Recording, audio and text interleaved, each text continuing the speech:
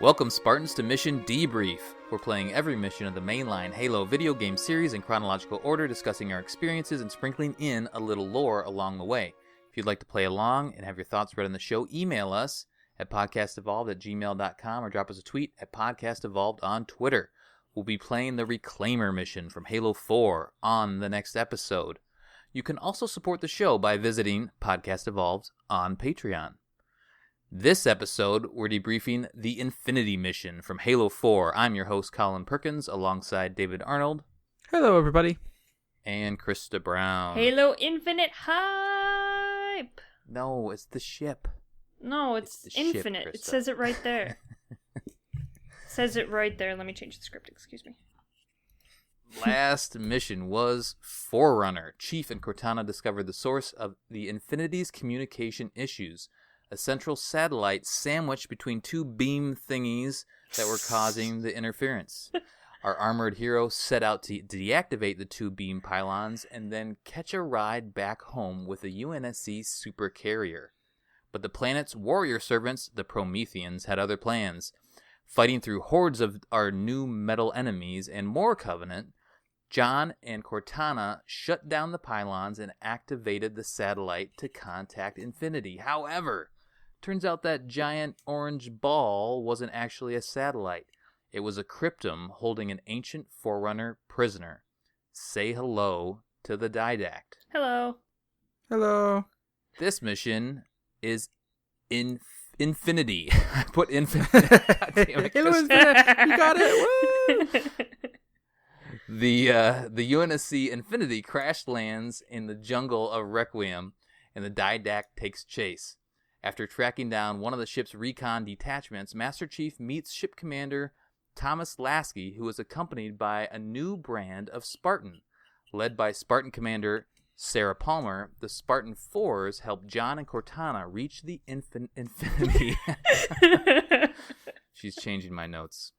I'm changing Infinity reach to the Infinite. Infinity and repel the Didact's attack. The date of the game is just July still.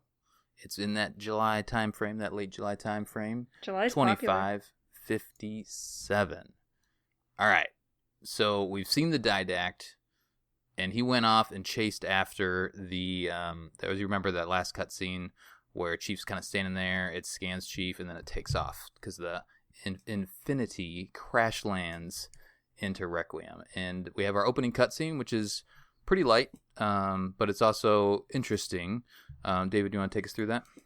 It's pretty much nothing. It pretty much just shows kind of Chief appearing in front of the Infinity, some Covenant ships attacking it, and the big satellite, which is the Cryptum, I guess, is like a kind of ship. Do they really refer to it ever as the Cryptum? Like, I don't know. I don't know if it's ever referred to as just. I don't think it's ever referred to. I think it's called the Didact ship, I guess. Yeah, I guess so. Yeah. Well, that's a Technically, different it's a thing that Cryptum. pops up. But Yeah. I mean, I think so. So it's like scanning aggressively. The Very aggressive scanning. Very I didn't know aggressively scanning scanning could Infinity. be aggressive until Halo 4. very aggressive scanning. And that's pretty much it. Chief kind of just rocks up. There's some radio signals going online. You can hear Del Rio issuing orders. And I think do you hear Lasky here as well? I can't remember. Yeah, he starts like talking like, oh, we're just bad. Yeah. And then Master Chief's like, hi, I'm Master Chief. And Lasky's like, what? Well, yeah, that's true. They do make contact here. Yep. So now we're in the jungle, and we're trying to find... I guess we're trying to find our way to, the Infinity and try to track down this Lasky guy, who, if you've watched Forward Unto Dawn, you know who he is. If you haven't... Shame on you. Then we're gonna track this dude down. What do you guys think of this jungle? It's pretty jungly. It's interesting to note that this was the E3 demo, this mission. Yeah. There's some changes to it. I'll have in the trivia later on, but I forgot about that. This was the E3 demo. I always associate it as that. I don't know why, but I always think of the first E3 demo in the jungle every time I start this mission. I mean, I like the aesthetic. I think it's cool. I'm trying to think. We've played all the games. What is it? A throwback to anything? It kind of. There's a The jungle. start of in- Halo Unique. 3. Halo 3. Yeah. There's a jungle in Halo 1 343 Guilty Spark as well. That's yep. true. The kind of Mhm. swamp. It's a kinda swampy style. area, yeah. It's to me, it doesn't feel like any of them. No. It has a totally unique Yeah. feel. This mission. And I think the Prometheans just give Halo a completely different feel than any other enemy. Yes. I agree, and I don't like it. But whatever, it's fine. You heard me give it enough about. I gotta say, they are more annoying in Halo 4. Yeah. Just Yeah, we've kind of talked about that in the last mission when we met them. You do first encounter a Marine. It's a Promethean that just essentially killed a guy. Jimenez, I believe his name is. But you find his IFF tag. I didn't look what IFF means. Is that like friend or foe? That's kind of popped up at some point. That's exactly what it is. Okay. So you grab that, and then we're essentially kind of sleuthing our way. We're playing detective. We're doing detective vision, right? Although we're not. Well, we kind of do get detective vision later. But we're winding our way through the jungle in order to track down Lasky and the Infinity crew. But you do pick up that DMR, that sweet DMR right away. So beautiful. Mm-hmm. This is Talk the about first, the DMR. This is the first Halo game with the battle rifle and the DMR in the same game. Yeah. So the DMR was in Reach. Is that right? Yeah. And it was Correct. called the DMR too? I'm forgetting. It was. Yes. Okay.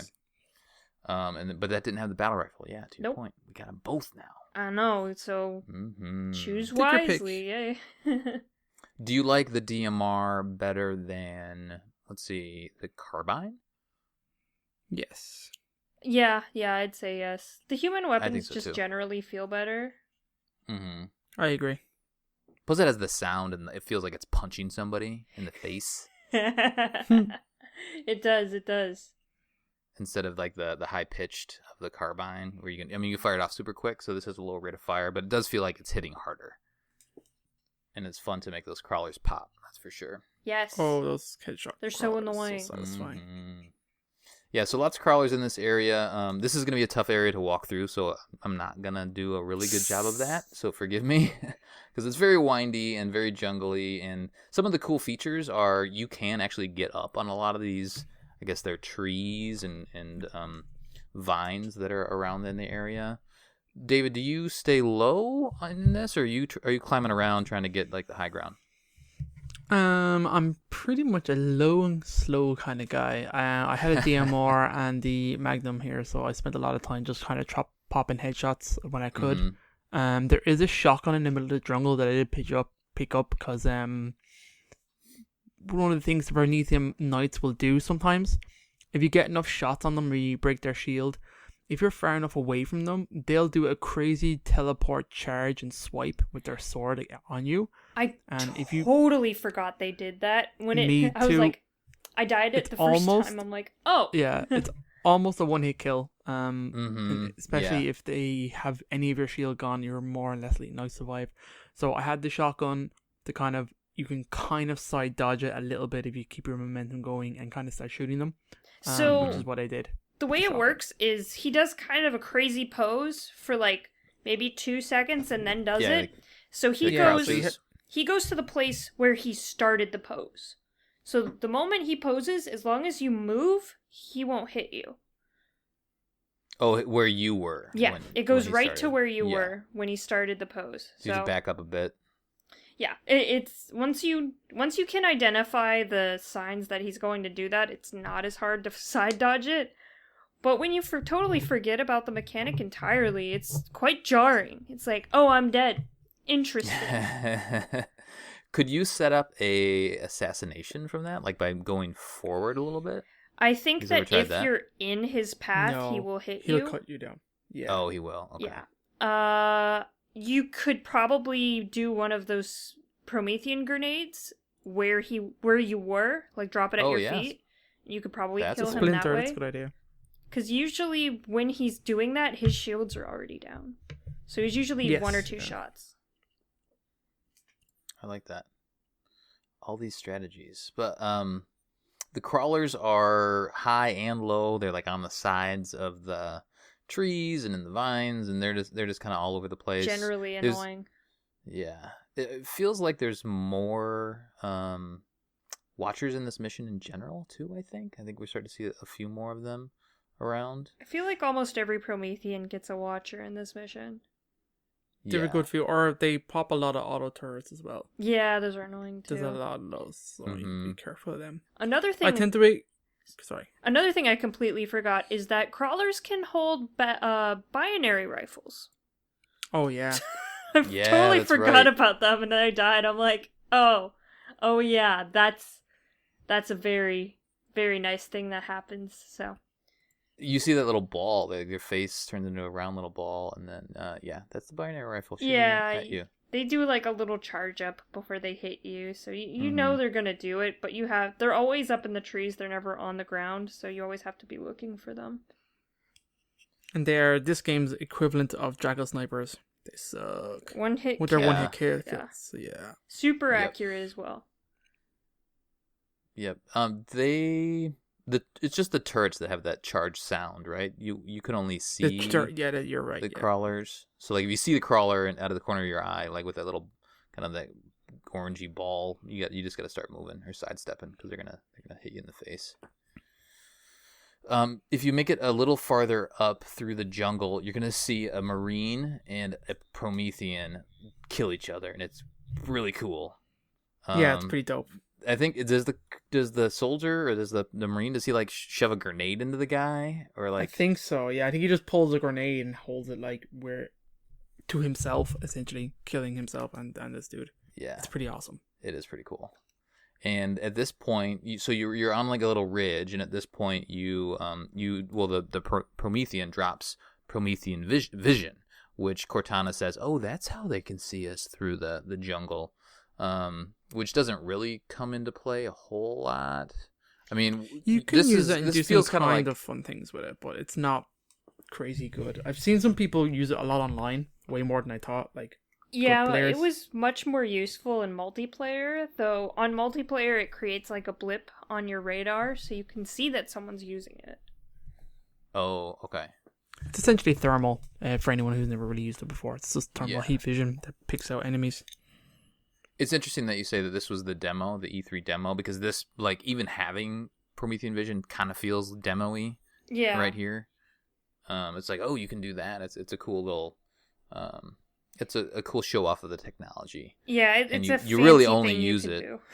You really only use it in kind of this little spot here, if you do use it at all during Halo 4. Which you don't really need it in campaign, honestly. I feel like it comes more in handy with other things, but... Well, there's not many other areas that are like foggy where you can't see very well. This it's very much environmental, and they didn't play with it as much as you may have think they might, given that this mission has a kind of fog and reduced visibility. But the game itself doesn't play with that. It doesn't ever encourage you to use it other than Cortana saying, "Oh, you should pick that up." Yeah, right. It's fun to discover it for the first time and play through this little area, and you see the crawlers they jump all the way up onto the ledge up here, so you can kind of see them do that. It's fun to try to get pop them open as they're jumping up in the air. You could also maybe even get some of those assassinations, those sweet crawler assassinations, if you can get behind them as they're jumping up. So generally, I mean, I do enjoy this spot. But again, it's kind of the only time you're using this armor ability, and only time you really have an encounter like this in Halo 4. The splinter grenades are kind of annoying here. You got a bunch of those, and then to your point, what you said earlier, Krysta, is a lot of the crawlers have those binary rifles here too. Let's see here. We keep going through. I mean, anything else of interest?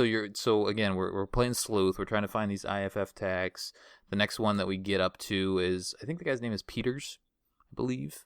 But you find another one, and then you keep tracking through the jungle from there. Really, we're trying to get. There's a spot where you get to where you're kind of climbing up, and this part's always a little confusing for me. I've played this mission enough that I know where I'm going. But was this ever a sticking point to you? Because you have to climb up or into the trees. Krysta, did you remember that right away playing this again, or did you have trouble finding it? I think there's like a huge branch that kind of looks like a path. I don't think I got stuck at any point in the jungle. Okay. Me too. I don't remember having any difficulties really. And honestly, I can't go back to my first playthrough. I can't remember if it was a sticking point there at any time. Yeah. I mean, you'll figure out eventually if you're just wandering around, but I think it might give you a waypoint eventually as well. But yeah, anything of note before we kind of hit our little interstitial cutscene? Anything else you guys want to chat about in the jungle? No, I did like it. It's cool. You know what I mean? I like the idea of fighting these super advanced AIs through a jungle, even though I don't like fighting Prometheans, but it's a cool juxtaposition. It's a cool kind of environment. The jungle looks cool. Halo 4 is a beautiful looking game. I think I said that every mission, so I think they did it well. It didn't last very long, which is what I liked as well. You kind of move through it pretty quick. There isn't any crazy difficult scenarios on Legendary up to this point, other than just like the snipers. Yeah, I mean, there's more jungle on the other side, and there's a little bit of a difficult spot we'll talk about here in a little bit. But let's talk about this cutscene. David? Yes, so this cutscene's pretty famous. So it introduces a new character that I have gone on record as really disliking from the get-go, and from her very first opening of her gob, despite the fact that I love the voice actress. Jennifer Hale is amazing. So if you don't know who Jennifer Hale is, you might know her from Bioshock Infinite. She was Lady Lutece, or she was Femshep from all 3 Mass Effect games. And literally, if you look her up on IMDb, she's in every video game you can possibly think of. She's also so a bunch many of cartoons and stuff too, I think. Yeah, she's a pretty recognizable voice. But she does great work. She's prolific, yeah, for sure. Yeah. And she's still the voice of Palmer, but unfortunately Palmer sucks. So this cutscene... Nope. I thought you'd be taller. One kind of side note in the trivia that I actually remember doing, if you have Promethean vision and you turn it on when you approach this door, you can see through it, and you can see all the Spartans on the far side kind of walk up. It kind of...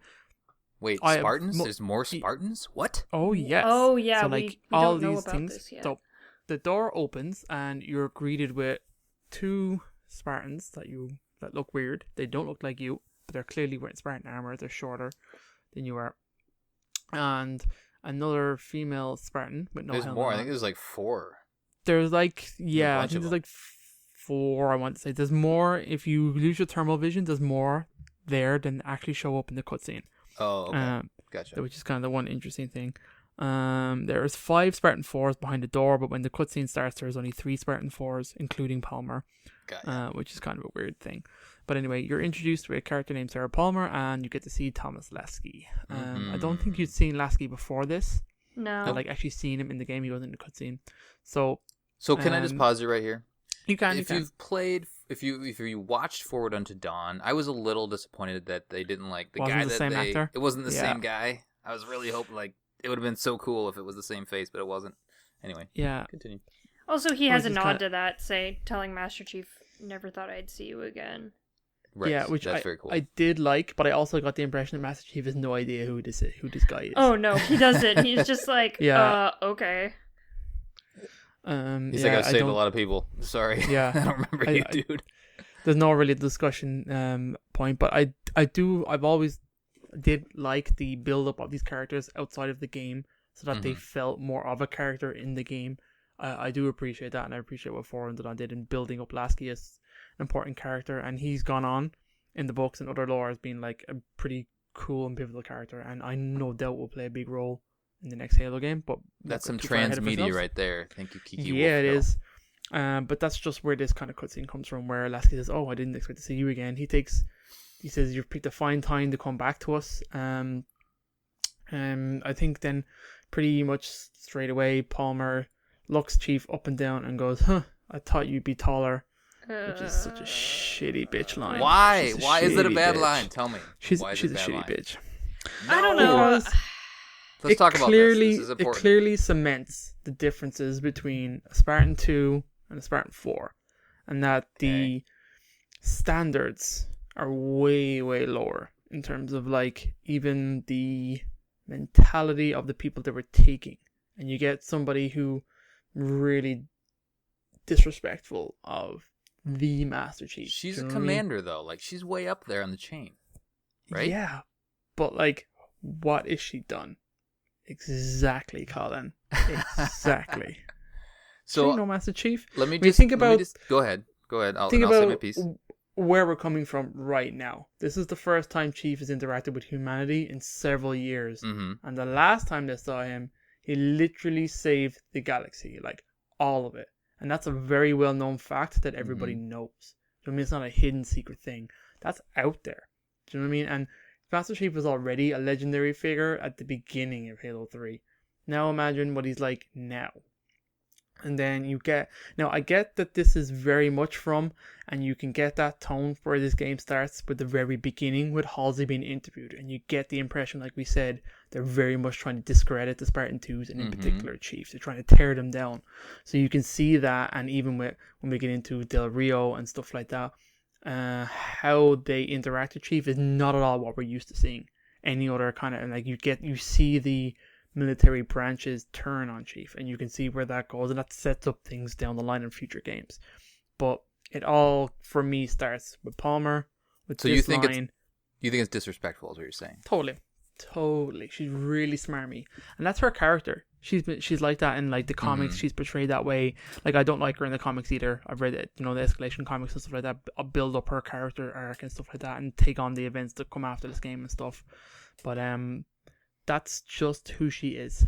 Krysta, how do you feel about this? I don't really like her much either. I think she's she's in Spartan Ops, isn't she? I guess she's a little better there. But I mean, she's like just a throwaway character right now. You have no idea who this lady is, and she just pulls two middle fingers at Master Chief, and it's just like, what? You think it's that disrespectful? Oh man. Okay. F you. Well, I thought you'd be taller. It's like, so don't you think really I was dead. But don't you think it's almost like, because Master Chief has been gone for 4 years and he's become this legacy? Like, you think of, like, your heroes. Think of somebody like, I don't know. Okay, bad example, but think of Tom Cruise, right?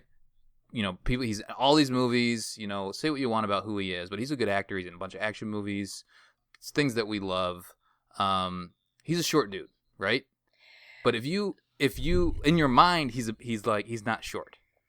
In your mind, because he's in all of these cool things that you've seen and you've enjoyed, you build him up as like this kind of giant person, right? And then when you actually meet him, you're like, oh, this guy's like 5'6". So in my mind, it's almost like, hey, you're this big deal. And granted, she has her place. She's a commander, so like she's established as a leader of this next group of Spartans, and so she's gonna have an aura about her. But it's almost like, hey, I've heard all of these things about you. Like, you're amazing. I thought you'd be taller because of all these That's stories. not how the line is delivered. No, though. and I know where you're coming from, but that's not the impression I got with how that line is delivered. It's supposed to be playful. I think it's her putting herself on equal footing with him, which I don't think is appropriate.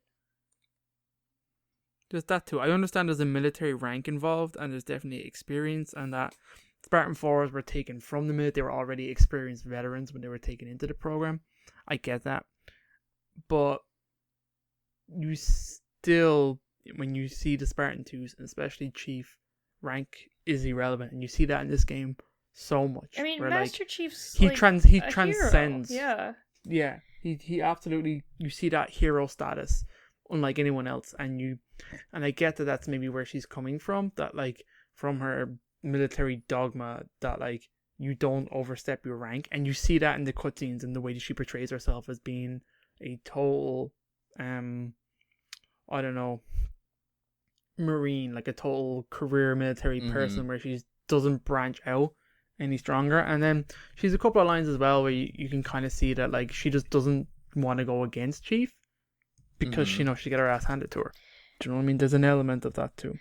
I also think it's just banter that isn't earned. I feel like especially there's no rapport yet. Yeah, there's no rapport with this character. This is the first time she's ever meeting him, and this is kind of the way she does it. It's not like, hey, Master Chief, I appreciate everything you've done for the galaxy, but I thought you'd be taller. Like, there's a way to do that with, because that's the first thing she's ever said to the guy. It isn't like, wow, you're alive. It isn't like, nice to meet you, Master Chief. It's not anything like that. And I feel like if there was a introductory line right before I thought you'd be taller, it wouldn't have been taken so poorly. Sure, yeah. Like if maybe in the second part of this cutscene, maybe like she made a jab at him or something like that after like she showed respect. Yeah. Something like that. I could see that. Yeah, because, I mean, Lasky's like, wow, Master Chief, it's really nice to meet you. I'm glad you're here to help us. I mean, Master Chief came out of nowhere to help him. Yeah, and we understand Lasky's backstory between Chief. Mm-hmm. So there is even if Chief doesn't feel it, there is a rapport there. Do you know what I mean? There is history to build on, and you can understand where Lasky's coming from, even with a trolley line. But even then, he's not like into the big hero worship. That maybe not like sycophantic or anything like that. Do you know what I mean? He's just respectful, but then instantly moves into, he has a playfulness to how he talks to Chief, which I prefer than how Palmer was executed. In terms of like, okay, we're going to get back into the cutscene now, but the radio kind of kicks over. Obviously, Lasky's pinned down. He's lost all his pelicans. He's got wounded. They were sent on a scouting run, and Del Rio gets in contact with the radio transmissions. The Infinity is under heavy attack. Del Rio is saying that you need to get out there and find where the gravitational distortion is. It's obviously something that's holding Infinity down. He sent Lasky out to find out where that is. Cortana makes a comment that he sent you on a scouting mission in the middle of attack. And then Del Rio tries to, which is again a point against Del Rio. And then it's Lasky tries to defend him in terms of, the commander thought that he could fight and give support at the same time. Obviously, they clearly misunderstood the gravity of the situation, and the forces arrayed against him. And Lasky asks for evac. There says, hell no, get your ass in gear, go and out of that gravity well. Mm-hmm. So then there's a kind of talk that's tense between Palmer and Lasky. They obviously have a good working relationship here. Mm-hmm. Again, that's way more fleshed out in comics and stuff like that later on. But there is more media there for you to find and understand kind of the subtleties of what's going on in these the interaction between them. Pretty much Palmer says, like, we're not going anywhere. We got wounded. We can't walk them out of here. They're not going to make it. So that's a side comment. All their pelicans crashed. So every single one. I just want to say we didn't even get to see a pelican. It's just they're all crashed. Then you cut to Lasky turns and goes, I have a favor to ask. I know you're only just here. Are you any good at clearing LZs? Which is a funny moment.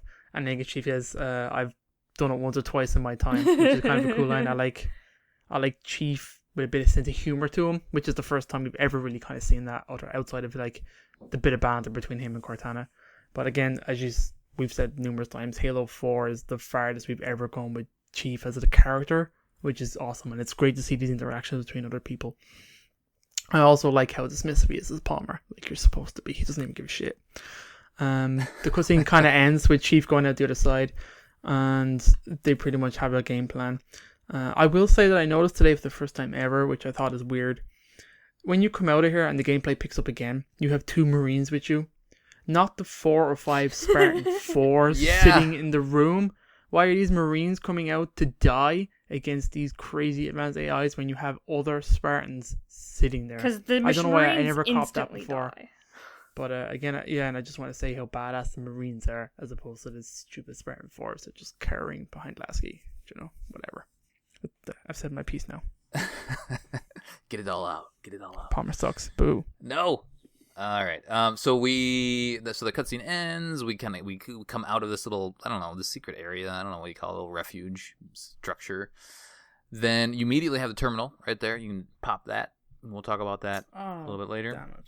Yeah, I forgot it. Yeah, I actually got turned around originally, so I cleared this area and I was wandering around and like, and then I found it kind of as I was trying to find my next spot. Is there an achievement, David, here? So these Marines, are these tough. the Marines you need to keep alive? It's like on heroic. It's these 2 and the next ones that you meet. So this achievement is on heroic or higher. Keep these Marines alive until you get to the next area. It's very difficult to do. I won't lie to you. It's just babysitting. You gotta like be super aggressive on the offense. Try and give the Marines as many power weapons as you can. We're coming up on a unique weapon into this game, or from this game, that's useful to give to a Marine. I'll let Colin introduce it when we get there. Yeah. Just think about that. So, I mean, giving Marines power weapons is always awesome. It's always a good way to kind of help keep them alive.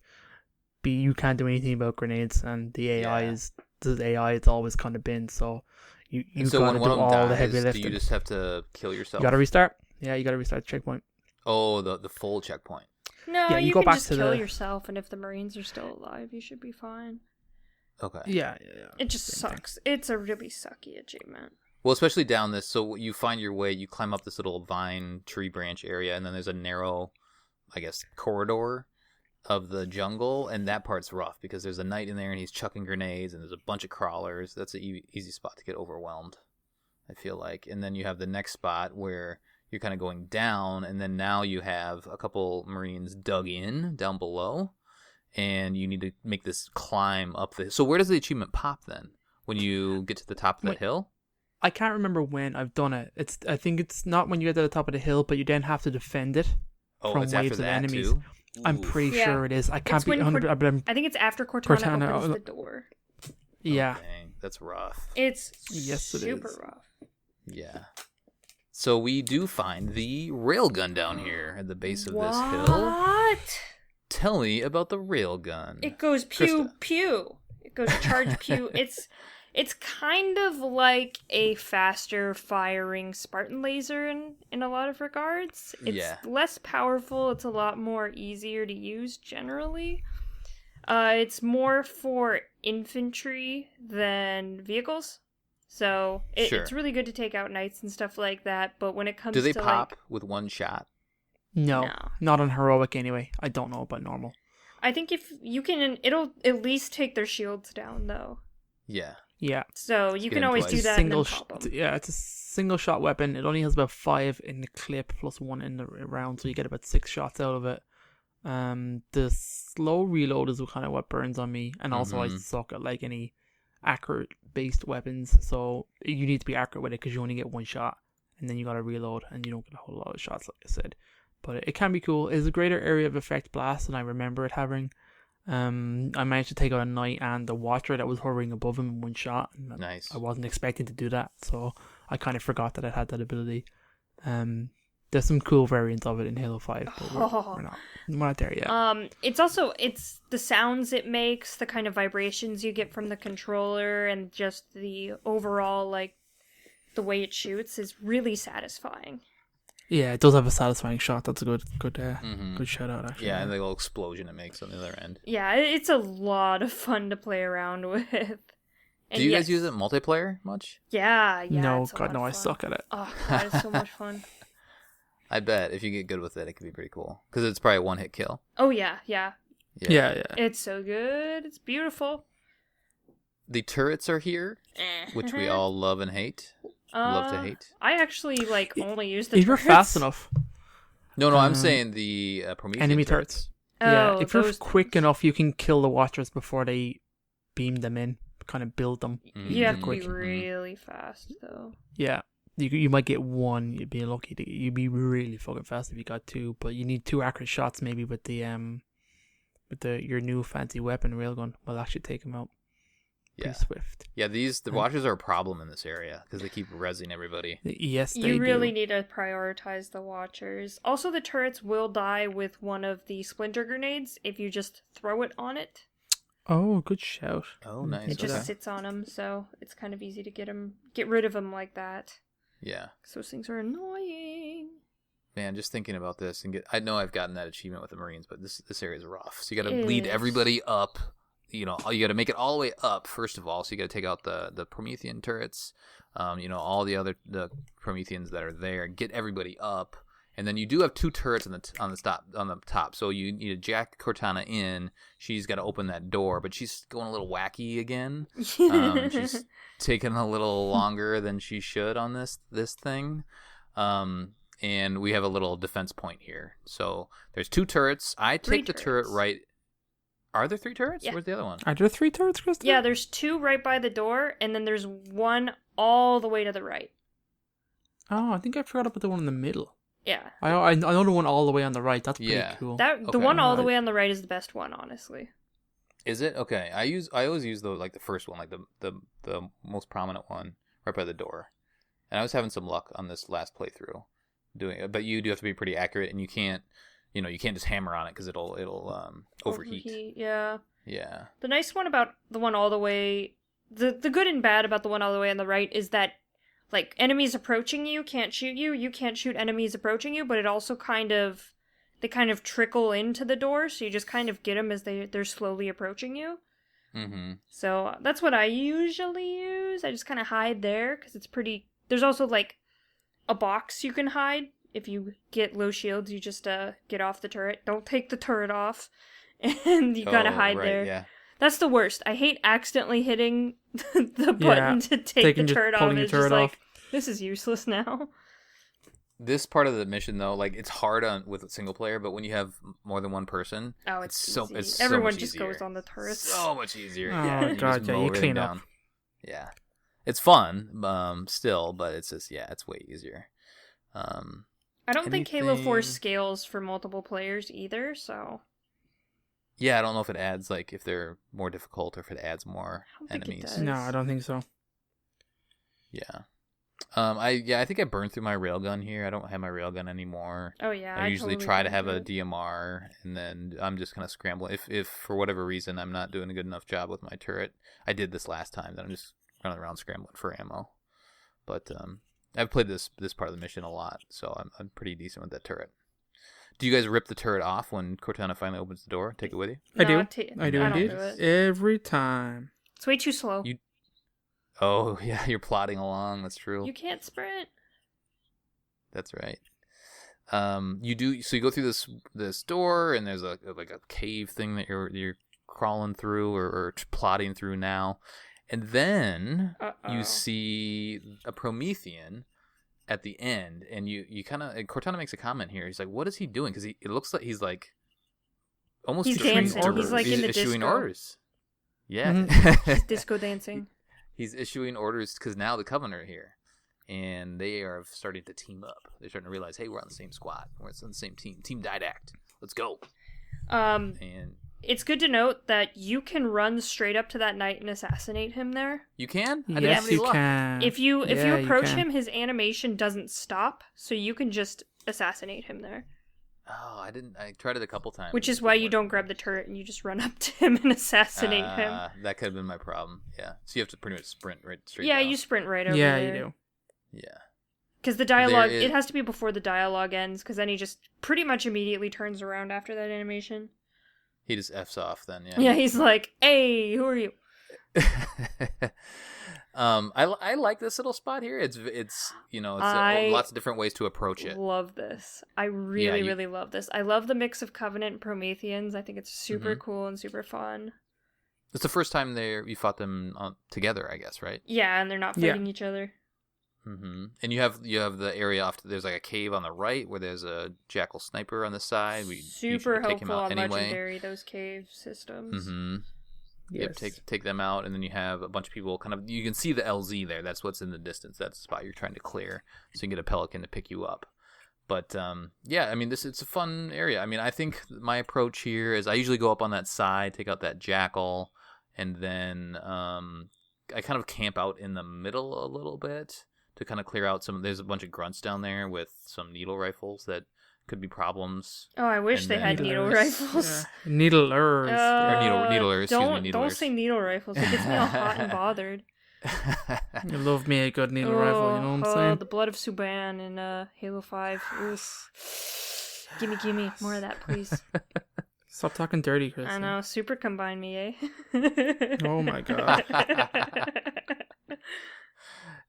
Anyway, then I will kind of wind back up to where we came in, and then kind of clear people out from a distance. David, what do you do? I almost exclusively go right. I have a turret here, so most of the time I stand at the top of the entrance and just mow down whatever's in front of me. Try and take out those jackals. There's a jackal with a carbine on your right, so you need to be careful. He'll try and snipe you. So I try and take him out pretty early and either grab that. Pretty much the turret's almost dead at this point, empty. So I either drop it and pick up there is a rail rifle here. Mm-hmm. And it's got full ammo, so that's pretty useful at clearing out the knights that also teleport in. There's a couple spots, I think, with railguns. Yeah. There's about two, I'd say, alright. Yeah, this level's good for dropping ammo. And then once the dropship comes in, I kind of wait for everything to drop off. and then I go out attack again, launch as many grenades as I can while they're dropping off. Yep. And try and catch them, get a good multi-kill, and that's the end of the mission. There's a good... What's not the mission? No, there's still a lot left, David. Yeah, that's what catches me out. I always think this is the end of the mission. I do too. It feels like I totally forgot about it. Yeah. We had a couple battle wagons to deal with too. Those fancy Promethean knights. Oh, I forgot that's what they're called. And Battle wagons. I usually the kind ones of with scatter shots. Yep. I usually things. lead them into that cave that's on the right side, and then do a splinter grenade or two. And it's really nice of them to personally deliver me a scatter shot. They're like Amazon. It's like, here you go. Thank you. That was less than 1 day shipping. Thanks. Krysta, anything different on this? I pretty much immediately grab the carbine and just start picking off everyone. And once people are sufficiently picked off, I do the same thing as David and just lob grenades once the Phantom's coming down. And by then I usually have those scatter shots from the battle wagons and just murder everything. Yeah. Is there 1 or 2 drop? I think there's 2. There might be 2, I think. 1 drop. 1? I think there's only one. There was only 1 for me today. Okay. For sure. You got it fresh in your mind. You know what I'm saying?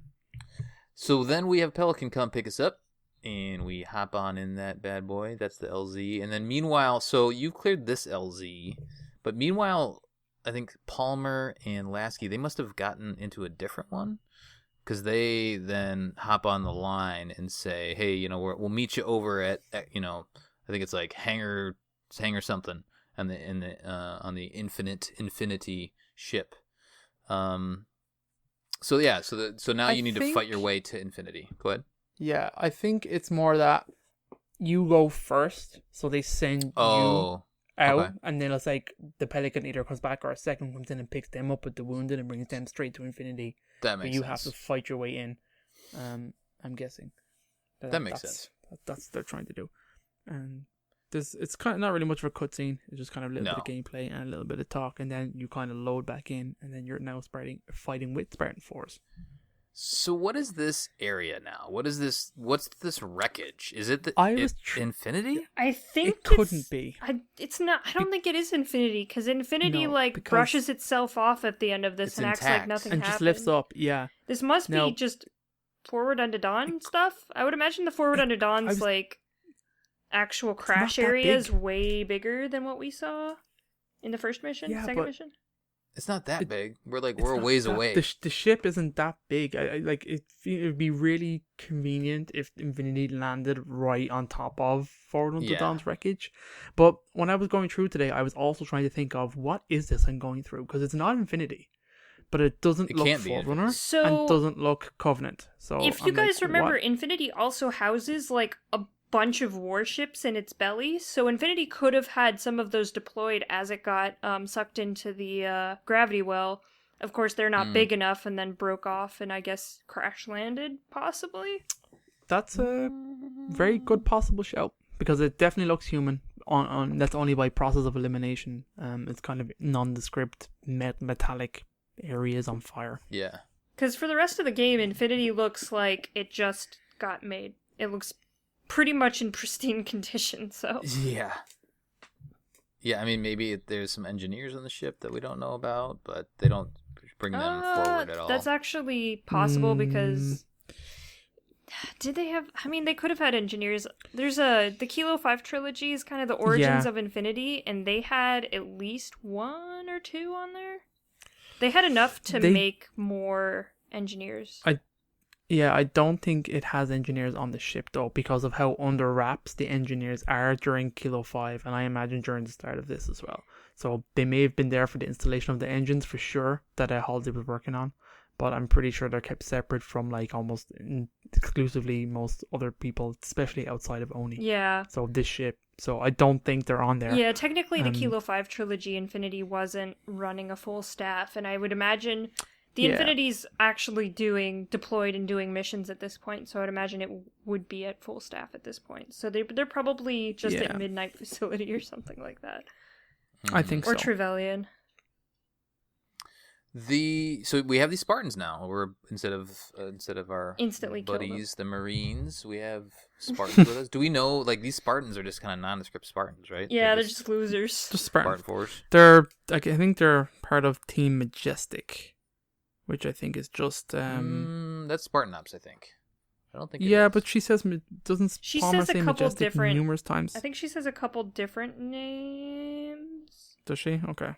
There's other references to other kind of like fire teams, but I don't think it is in this spot. So anyway, there's you guys maybe if you want to dig through the script, or the transcript, maybe you can find it. But anyway, so now it's Scorpion time, right?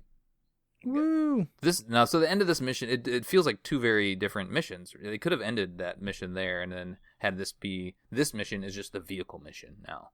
Because we are in Scorpion, and then something new that we get to find out about pretty soon. I mean, it's just Scorpion fun time, right? I mean, it feels good to be back in a Scorpion and just blowing up these Covenant towers and all of the ghosts. We get to deal with some race here. This part isn't super difficult. Like I feel like at the end of this spot, normally my Scorpion's on fire. This time it wasn't. Maybe I've just played this enough that I'm a little bit better in this spot, but it's good fun. It's good fun Scorpion time. David, anything to add? Nope, it's good fun Scorpion time, like you said. Most of the Spartans will jump on the side of your tank, and one of them will control the turret for you. Yes, the turret. That's new, right? No. The Halo 2 or 3 brought in the machine gun turret on the front. Oh, and one of them you could control it yourself, though, right? Yeah, that was definitely Halo 1. You could do Okay. both. Yeah, the turret was on the same turret, as it were, as the cannon. But I think it was Halo 2 that brought in the second thing. I can't remember. Yeah, I think you're right. Two separate ones. As you... Then, what am I saying right now? Nothing. Yeah, it's great. There's some cool moments. There's a lot. Just be careful of the fusion rods, pretty much, that go off. You fight a couple of rates. I remember this part on Legendary being quite difficult to survive, just with all the fire that you're taking. The tank is quite slow, and if you only have access to the main cannon, you really gotta be accurate with your shots. You can't afford to miss, because ghosts will wreck your shop as well as the rates. Yeah. So just be careful. Krysta, are you playing on Legendary still? Or did you back off? So the problem is like the Halo 4 missions are really, really, really long. And so Legendary makes it even longer. Because this mission took me like a good maybe 40, 50 minutes to complete. And I'm like, it'd literally be double that on Legendary. So for now I am not, sadly, just because in the interest of time, because I usually play these like right before the show. So yeah, that's okay. No, I get it. You're not. I'm not. I don't think less of you. I still thank you. think I have beaten it on Legendary before. You can look it up. Share that achievement. Let everybody know. Krysta, anything else that you do differently before we get to the Infinity? You know what? This is just fun, shooty, bang, bang time. Yeah, I think so too. We've talked about Scorpion missions in the past, so. I think David kind of covered the basics, but it's good. It's you're driving through this wreckage, blowing shit up. Feels good. Love the Scorpion. But you do get to you drive at the very end of this when you finally get up to the Infinity. You get to drive it onto a little elevator. This awesome moment. Yeah. It's like the reverse of the intro of Forward Unto Dawn into Halo 3 when it kind of flies in, that epic moment, and then the elevator comes down with the tank on it. You get to now drive in. It's so and I think nothing really sells the scale of the Infinity yet until you do that and you kind of think about it, because part of this mission, as you're kind of running through, there's a radio on the ground and there's some chatter from Marines, and it's them screaming for help. We're getting overrun. And then another Marine chimes into the radio and says, you're a ship the size of a city, how are you getting overrun? Which is a kind of cool just throwaway comment that's just there in the background. So then when you get to this lift and you kind of drive up in the lift and you're just in a hangar bay in a tank blowing shit up, it's just so cool. Yeah. It's just a cool moment to drive in and see that all in one sequence as the lift kind of takes you up into the ship. It's cool. And then to your point, you can stay in that Scorpion. There's other stuff in this hangar bay. You have to. You just stay in There's the Scorpion. There's Warthogs and stuff. Just but why would you get out? Blow stuff up. You got a couple hunters in there to deal with. Oh yeah, definitely get the hunters because they're a pain in the ass when you don't have like a rocket launcher or anything like that. Yeah, if you're playing with more than one, if you're playing multiplayer, then somebody else can maybe go hop on the turret of the Warthog. But yeah, you got to clear this little area out. And once you do that, then Del Rio pops on the line here. So Del Rio, we haven't talked about him yet, really. I don't think he's the Captain Del Rio, and we have thoughts and emotions that we'll share as we learn more about him. I have so many. But he kind of starts out okay, right? So I'm going to read the little dialogue that we have, and it sets a little bit of a tone. Like Lasky shows respect, and I think Del Rio shows respect right away. But things change from there. But Del Rio says, "Master Chief, this is Captain Del Rio. Lasky just radioed in. You picked a hell of a time to rejoin us." Then John, in his short, he always has short quips. He says, "What's your status?" Del Rio says, "That satellite," again, they're referring to the Cryptum, "that satellite took down the ship's defenses and is extracting data from the ship's mainframes as we speak," which is kind of interesting to think about.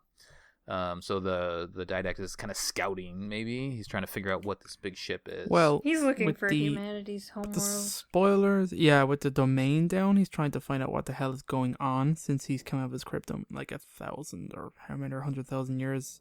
Of history, he's trying to fill in the blanks. I imagine that's what he's trying to do. That makes sense. That's cool. So John says, so he's trying to extract the data. John says, "Can we break the connection?" Del Rio says, "Main point of contact's on the ship's upper hull. The fastest route is through the main maintenance causeway. There's a mantis docked inside the door. Take it. You'll need the extra firepower." What the hell is a mantis, David? Oh, we're about to find out, my friend. So, the Mantis gets one of the coolest intros of the vehicle, where you go into these doors, they open up, and then you push a button, and then up spins out of the ground this awesome walker. And it has a cool spin where you see the front of it, and it spins around to the back, and it kind of collapses down. You jump to get into it. I will say I kind of love the Mantis. It is cool. The idea of it is cool. It's a mech. It's a mini mech. It's a mini mech. It is. It has a chain gun on its right arm and it's some rockets on the left. And I hate the rockets. I hate the mechanic of how they work. Why? Oh man, I hate you, David. I hate you. Signing off. See you guys later. You get 5 shots. You get 5 shots that you can shoot individually, and then it has the world's slowest reload, where it reloads all 5 of them at once. You can also hold down the left trigger and charge up your rockets and fire them all in one salvo. Again, it has a super slow rate of fire and super slow reload that I really dislike. And the reason why I dislike it is this mission on Legendary.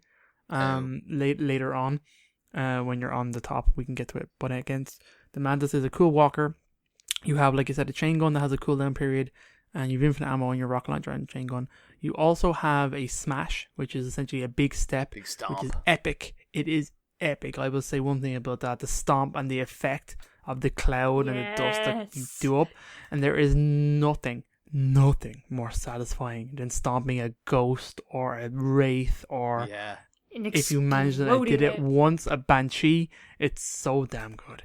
Do you know what I mean? It's amazing. It just explodes. Also, another cool thing is, it's not really in the campaign, but when you hijack a mantis, you literally just climb all the way up onto the back part of it. Oh, I've never done that. Punch it.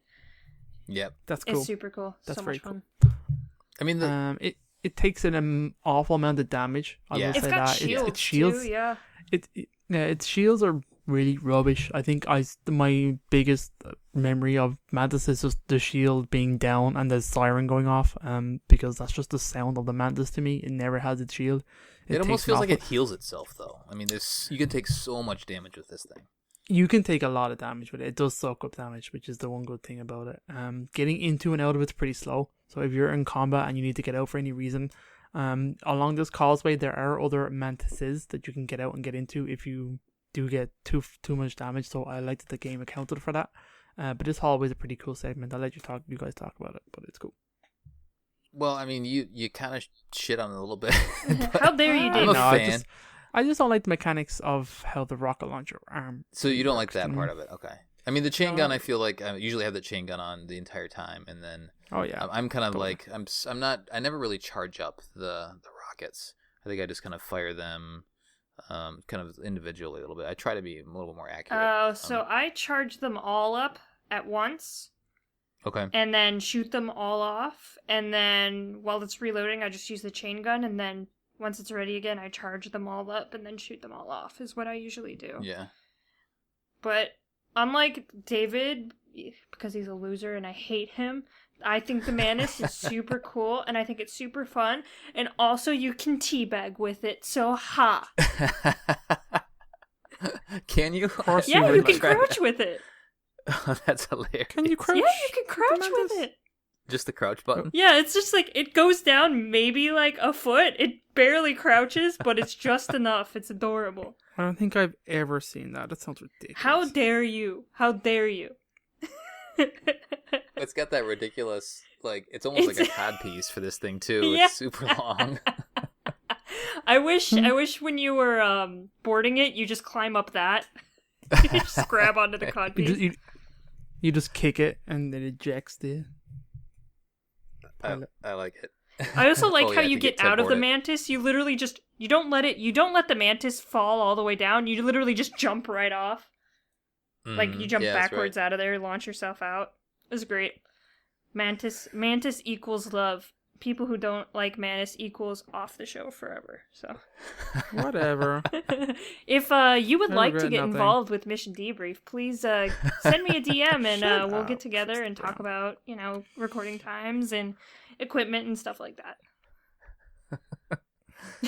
The important thing here is to take out those turrets, because those things are going to wear you out pretty quickly. The Promethean turrets. And as you're walking through the ship, I feel like I try to target them first, because they put a lot of damage on you. But just have fun with Mantis. It's a good time. Don't listen to David. Whatever. We do eventually get up to the roof. I guess the surface of the Infinity, and now we see our buddy satellite orb Didact thing. And he's out there. He's scanning the ship, and we need to get rid of him. So, did they say I think they're jammers that they've put on there that are Covenant.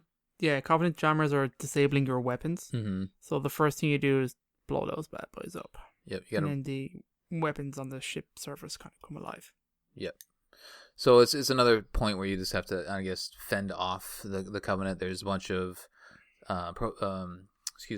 phantoms that come in, and those are fun to blow up. You can use your rockets for that from your Mantis. There's another Mantis over there on the kind of to the left that again, if you're running out or there's flaming, it might be a good time to eject and go pick up a new one.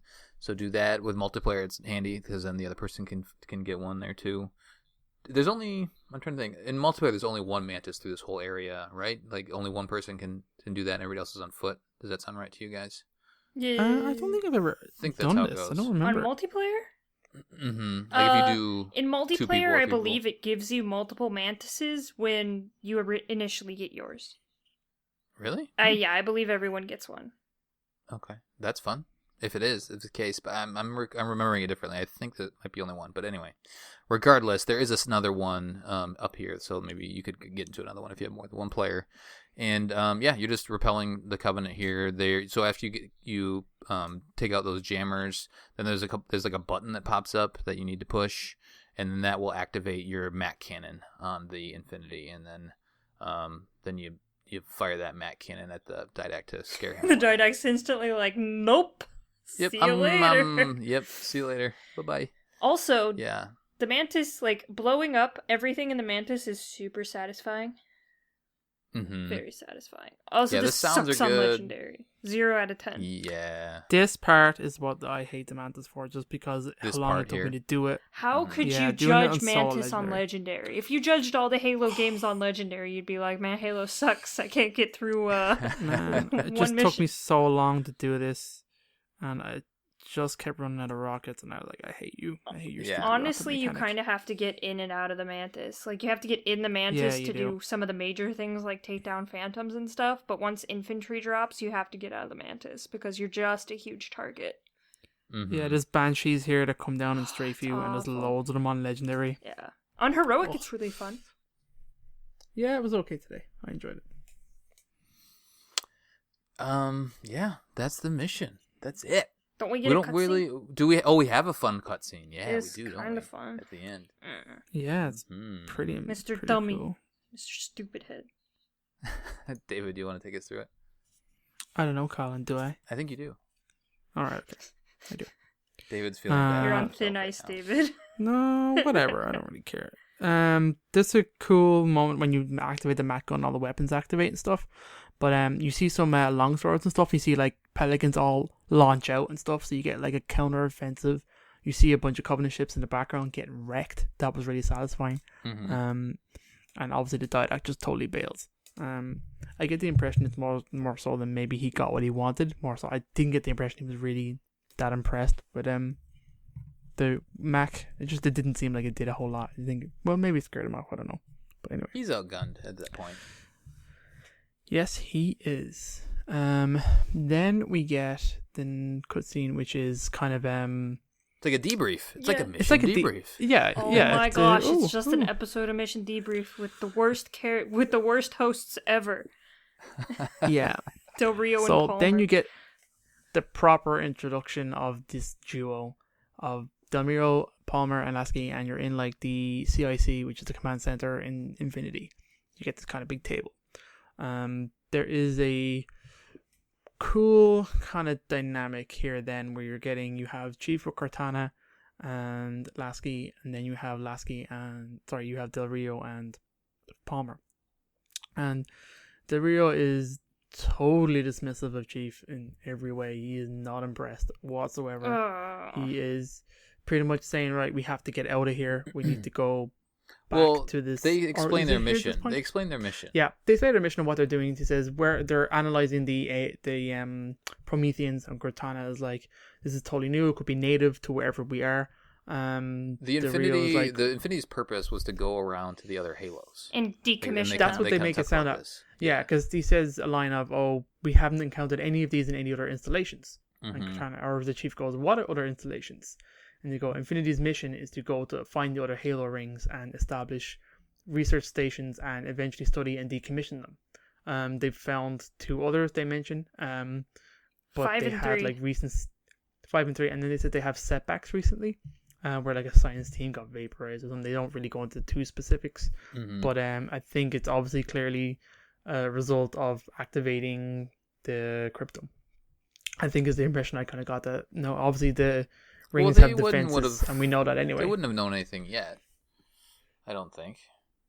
I mean, the cryptum like just got activated, and they're too far away to get any intel. True. I think they're just saying that, hey, like things aren't working out as well as we had hoped. Well, and also Halos are extremely dangerous and have a bunch of weird, quirky things going on. What is it? That's true. We've already been to 5, but 3 is a brand new one that we haven't seen yet. Yeah, so they mentioned 3 here. Yeah. So there's a quick shot of that base, which will foreshadow something that happens later on. And then they come up with a plan to pretty much get up and get out, because I think Palmer comes in with like a sit rep, and he's like, as soon as we can, we need to get out of here. We need to assess the situation. They want to go home. They want to go straight home. They want to go home. But that's what Chief wanted too, originally, right? Chief but now the Didact's Didact's like, I'm going to kill all of you. And he's like, maybe we should deal with the guy who said he's going to murder us first, you know? Yeah, the Didact is the bigger threat. Both John and Cortana agree. And then Del Rio is having none of it because he's in charge and he's the big boss man. He's a big... And he says, he says face. it's like a first contact scenario. So they've never met the Prometheans before. These guys don't know the Didact. They didn't see the Didact, right? They see this floaty ship thingy. They think that it's just a bunch of more Prometheans in there.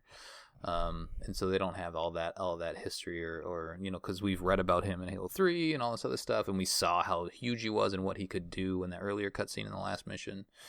So they don't have that perspective, and so I think it's right for Del Rio is like, hey, we got to get the hell out of here, right? And I mean, I mean, I think his perspective is like, let's get all of our ship to safety, and then he's more or less saying like, we're gonna come back, but we gotta get out, prepare ourselves, come back with a bigger force later. But the other thing, Del Rio is way too by the books and has trouble actually like improvising on the spot, and you see that a lot in Halo 4, where he just can't think past just basic protocols. Sure, because like he knows his orders, or like he's going by the book. Yeah, he's going extremely by the book. And just as a note, Del Rio was appointed here by Lord Hood, and Lasky was appointed by the head of Oni, Parangoski. So you can kind of see which one possibly is better. Not to shit on Hood, but no, but Hood very clearly states why he picked Del Rio for the man that he is by the book and can be reliable to do exactly what Hood thinks he should do, so therefore he knows to give a ship this big to him is a safe bet. Yeah, but as opposed to the Infinity is very much a, take the punches as they come kind of mission, so I feel like you need someone who can adapt to situations a little better. I think... Yeah, and also they just made Del Rio like a huge dick, like all of his dialogue. Yeah, they did it on purpose. They totally did it. That's fine. He sells his character and plays that character very well. I very much get the impression that he got his ass kicked and realized how out of his depth he is, and now he wants to go back and lick his wounds and get like orders because he can't fucking make decisions for himself. I think very much he just kind of got the shot. Also, just saying, like, whoever plays the voice actor of Del Rio does a very good job. Like, even as much as I hate the character Del Rio, I think they pull him off really well. Yeah, he nails it. And his facial expressions are amazing, and I think he did a good job there. We kind of skimmed over, but one of the installations they found gave them these glyph foreigner glyphs arranged in a certain pattern, and it has the Didact symbol in the middle. And that's actually, when it got decoded, gave them the coordinates for Requiem. So they didn't actually find Chief's signal. They were given these coordinates, I imagine maybe by the Didact, or just so happens to decrypt the location of Requiem, and then they showed up here. So that's kind of important to know. So it just so happened that Chief was floating nearby. I think so. And then they picked up the tag and then followed in. Palmer does show up and say, "Sir, Gypsy Company is prepped and ready to roll on your orders." So they mentioned Gypsy Company here. I knew I heard it somewhere. So, like, that's where she comes in her very military style and hands Del Rio a report and then stomps off and does her little fancy military strut and then takes the position of non-importance to the side. She's just, like, such a, like, they didn't even know what to do with her. They're just like, put her in the background so people know she's still around. It's like, what? I feel like Palmer would have been a really cool character if she was portrayed differently. Yeah. Yeah, I think it's clear, and we'll see her, in Spartan Ops and things like that. But they could have done a lot more with her character for sure. I mean, there's a comic book series that read that provide some background to her. But some of the things that happen in there too don't really help her out. She gets two of her own games and stuff like that as well. But anyway, one of the cool lines I do want to mention is that John is like shocked by Del Rio trying to leave, and he's like, "John, Infinity drove the Didact away. He's vulnerable." And Del Rio goes, "He isn't the only one." And I like that. I like that's a cool line. He's definitely having digs at John, having digs at Cortana. And I think maybe I got the impression he was putting it on them as opposed to referring to the fact that Infinity is vulnerable. I thought he was very much attacking Chief and Cortana in this moment, which I thought was cool. And that's pretty much it. He says, "I know you of all people would appreciate the benefit for living to fight another day." And then that's pretty much it. That's an interesting comment, though, because I think he's saying it because we found Chief, but Chief never has any sort of self-preservation about him. He's always running head first into the fire, right? Yeah. Like, I mean, there's a plan, and Cortana figures out a plan, but he's like, all right, let's just go do stuff. Let's go run in, and there's that immediate threat. Let's go take care of that immediate threat. He never really steps back, says, okay, all right, here's what we're going to do. And I need some backup, and we need other things. Like he's running headfirst into it. So it's an interesting maybe misconception that Del Rio has. I think it's more his comment is more about, hey, we just found you somehow, and you happen to be alive. Don't you think you'll want to maybe live a little more? Yeah, I don't know. It's just weird. It's a very weird decision from a very strange person. So. Sure. All right. I think we've covered enough on that. Let's see, what do we normally do? Do we do trivia? Let's do terminal first or trivia? Let's do trivia first, since we just talked about the mission, then we'll do terminal. Yeah, there's not really a whole lot of trivia. I think it's just a general consensus for Halo 4. It's not a whole lot in there. I said about the Promethean vision. One of the Mantis controls instructions is incorrect when the player is playing the recon controller layout. It will instruct the player to press A and overload the Mantis hydraulic system. This is actually the melee stomp, but when the correct button is actually B. That's what's interesting. I noticed that when I very first played this game, I thought when you play on normal, the instructions pop up on your screen and tell you what to do. When it says overload the Mantis hydraulic system, I thought this was something you were supposed to be able to do that wasn't a melee. I actually thought it was like a jump or something, like a boost, or like you were. That's what I obviously thought, and I thought like, oh man, did they cut like an ability out of the Mantis? But it was actually just the control scheme was wrong. That's actually what the melee is, the stomp. You overloading the hydraulics. I see. Okay, yeah, I think I remember that. Okay. Yeah.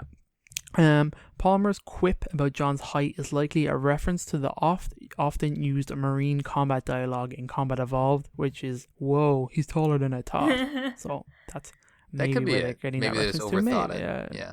Maybe. Maybe. Regardless of the weapons carried on before rallying to Alpha Sierra Foxtrot, your loadout will always be reset to the assault rifle and DMR with a Promethean Vision armor ability once you touch down. Yeah, that's kind of annoying, honestly. So just so you know. It's a little bit annoying, yeah. So that's it, really. There's not a whole lot else that we haven't already discussed. So there you go. All right. Let's do some terminal. Hey, okay. So this is a terminal. It's called Charim Hakor.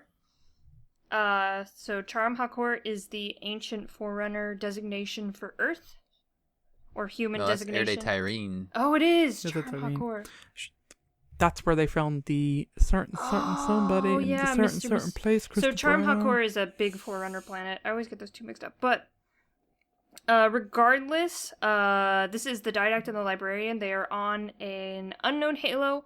Probably none of the Halos that we will ever see, because it's in the Forerunner period, kind of the middle Forerunner period. So it's probably going to be part of the Senescent Array, which are bigger Halos that they literally kind of used more as zoos than even the current Halos have been used. So it's the Didact and the Librarian, and the Didact's like, humans suck, and we punished them, and it was good.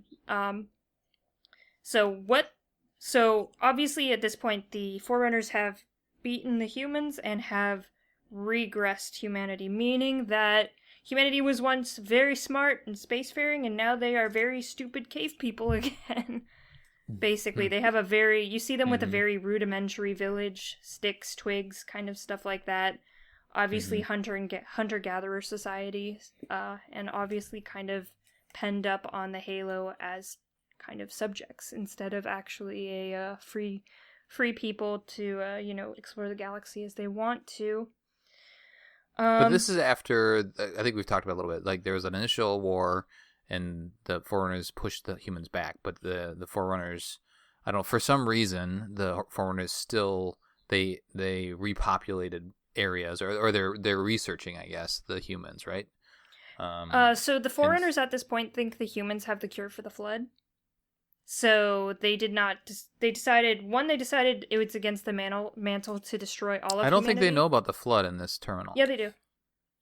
They do, and it's kind of explained a little bit more later. Okay. But yeah, in terms of the timeline, the reason why they didn't, it's explained elsewhere, why they didn't actually wipe humanity or fully, I don't really want to say that just yet, but fully do something, is because they were afraid of losing the knowledge about the Flood and the potential cure. Yeah. So instead of letting humanity kind of go on, they imprisoned a lot of them and also regressed a lot of them. So they just reduced their genetic code from, a spacefaring race to a very primitive race. And of course the Librarian's like, I don't like this. If it not for their Flood, they would have, kept flourishing as a society. They would have left us alone. The only reason humanity was aggressing so much was because they were running from the Flood and also destroying parasites as they came across them. And then Didact's like, yeah, but humanity sucks and I hate them. And then Librarian is like, yeah, you like the mantle so much. We have the mantle and we're going to die carrying the mantle because we won't give it away to anyone else. And then we get fun floody space time where you see a bunch of ships being infected by flood and Forerunner warrior servants like trying to kill them but then dying and then stuff like that. So it's obvious that the Flood are still very much a threat, and since the Forerunners have reduced humanity to nothing, now all they have to do is destroy the parasite. So this is pretty much the beginning of the Forerunner Flood War, i.e. the beginning of the end. As we know, the Forerunners have to resort to crazy measures in order to save themselves from the Flood. So that's about all this terminal has. The aesthetics are really nice. The lore contained in them is a lot smaller than we're used to, so fun stuff there. Hooray, terminal done. Hooray, thank you. All right, community stuff, and then, this is a long one again. Let's do these are really long missions, so... Yeah, they are long missions. All right, David, do you have Facebook up? Do you want to do Facebook? I am ready with the Facebooks. Let's do it. Colin Perkins admin on the July 18th at 3:30 p.m. Wait, did you say admin? Did it change? Admin, that's what it says. That's what stepped up within the last week. Yeah, congratulations. Congratulations on your promotion. Amazing. Thank you.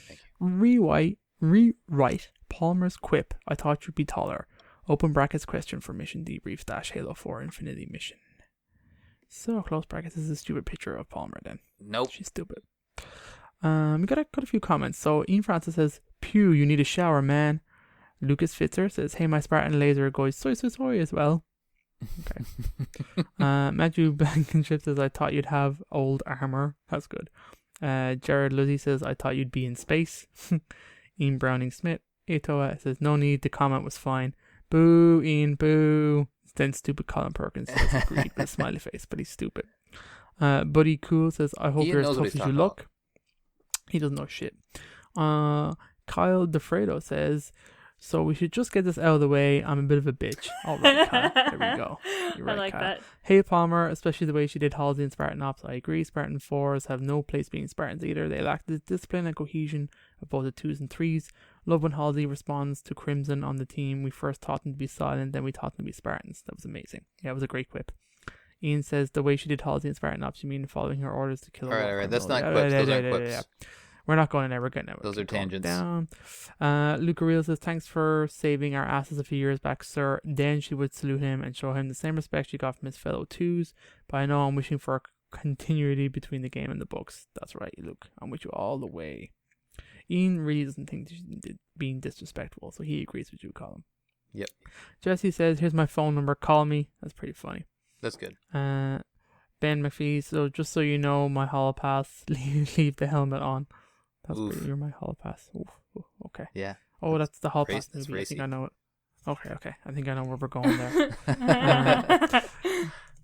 J Speed says, "You the shit, Johnny boy. So tell me, how do you sword fly and sword cancel, as I'm having trouble with it?" That's pretty funny. Brad Tharp, "I thought I was going to say something stupid, but now I'm just going to shut up." Christos, "Does anyone alive apart from Cortana actually know how pretty you look under that helmet? ? If I'd call me sir, I'd be you, John." That's funny. "This guy is King of the Hill champion. Is it just because he never came across a Spartan 4? I think she had plenty of promise," he says. "I just didn't balance her correctly in the reading of the escalation books. She's grown on me." Okay, Christos. Yeah. I respect that. You're incorrect. Opinion. That's fine. Brad says, "Hi, I'm Commander Palmer, and this is my favorite shop on the Citadel. That takes my favorite." That's good. Favorite comment. There you go, Brad. You get a love. You get a love there, Brad. It's good. And that's Facebook. A lot of comments actually. Some good interactions. Good interaction now. All right, cool. Discord, what do you got? All right, same thing. Rye says, I thought you were a baller. I thought you were a shot caller. I wish I had a rabbit in a hat with a bat and a 6'4" Impala. I'm not. Yeah. I'm very confused. You don't know what that is? No, I have no idea. Oh, it's a rap song from back in the 90s. Sounded like it was from something. Yeah. Really? Okay, cool. So that means she's a real G in that one, eh? Yeah. So my buddy Axif says, "So all that havoc outside was you? The stories are real then. Maybe not so much about your height." He says, "It sounds more playful and respectful at the same time. God, I hate that line, lol." Redacted said, "I thought your armor was greener." Winky face. Ian says, "Gotta get me some of them nanobots." Growth through trial of change, or Chloe says, I thought you were deader. Hi, Chloe. Hi. Hello. Min says, I thought about insulting the most legendary long-lost super soldier in the UNSC who saved the galaxy and was presumed dead adrift in space with no contact for humanity for 5 whole years, but then I reconsidered. She says that I immediately hated Colin. Palmer for her introduction because of that line. I only started liking her a lot later on Spartan Ops, and she says seeing her as a tiny Spartan 4 in the end cutscene was brilliantly satisfying too. Mr. Brexit, UNSC Brexit says, thought you'd be Cryo. Min again says, I thought you'd be Garrus. Ooh, that's good. Brexit says, I thought you'd be Winston. I'm already Winston. Matt says, I thought you'd be a woman. Metroid joke. And Muffin says, I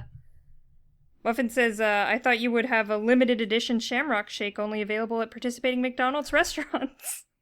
There's a weird Shamrock Shake thing going on the Discord. And Discord. I'm just going to say that weird, the man. really long one Discord. about insulting the most legendary was actually done by Blue da-da-da-dee badai, so... People keep changing their names on the Discord, so... Stop changing all your names. There was there was a poll to change everyone's name to Ryan, so things are not going well on the Discord. It's chaos. I keep putting chats on 6-hour cooldowns, but it's not helped at all.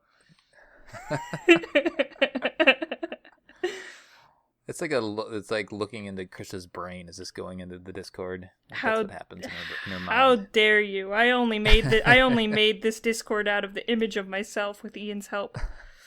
Yeah, it's a bad place. Very bad place. How dare you? Well, right, now I would like all the Discord thoughts? people to join the Facebook group and just spam all of it to show our dominance over the Facebook group. We're going into war. No, Facebook wins every week anyway, Krysta, so it's fine. No. I'm pretty sure Discord has You can take your funnier Ryans. stuff. You can take your Ryans. All my Ryans, yes. All right. I think that will do it. Super long episode, eh? For our debriefing of the Infinity mission. You forgot to change that one. Halo Infinite. From Halo 4. On the next episode, we'll be covering Reclaimer. Send us your thoughts at podcastevolved@gmail.com or drop us a tweet at podcastevolved on Twitter. Until next time, evolved. Bye! Krysta ruined it.